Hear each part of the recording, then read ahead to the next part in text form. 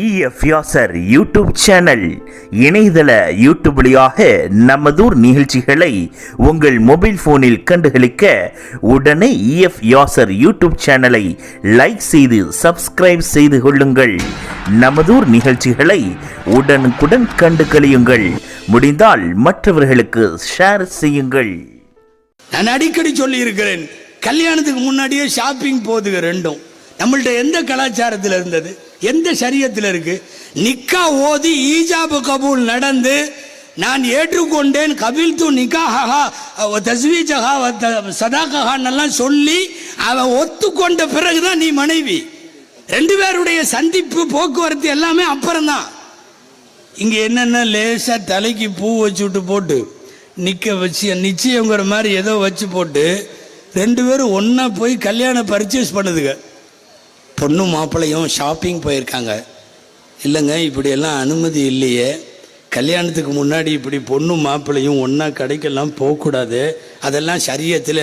அந்த பிள்ளைக்கு அவன் நாய் போச்சு, அவன் அந்த பிள்ளைக்கு நாய் போச்சு, இனி என்ன பெரியன்னா அல்லாஹ் ரசூல் சொன்னதெல்லாம் சரியத்து இல்லையா? நாம உருவாக்கி கொண்டதா?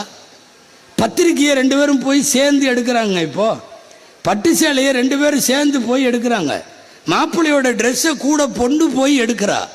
நான் இதெல்லாம் சொல்லுவது கலாச்சாரம் என்ற பெயரால் முஸ்லிம் சமுதாயத்தில் ஊடுருவி இருக்கிற கன்றாவிகள். இவைகள் களை எடுக்கப்பட வேண்டிய கன்றாவிகள். இதை எத்தனை இடத்துல சொல்லிட்டு இருக்க முடியும்?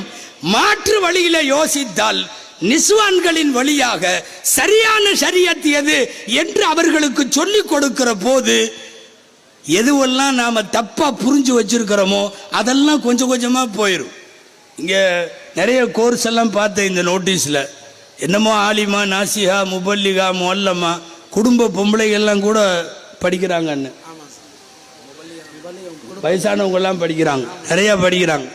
கொஞ்சம் அப்படி ஒரு 2 மணி நேரம் நம்ம உட்காந்து அந்த அரட்டை அடிக்கிற நேரத்தில் அப்படி ஒரு விசிட் வந்துட்டு போனீங்கன்னா உங்களுக்கும் ஒரு பட்டம் கொடுத்துருவாங்க.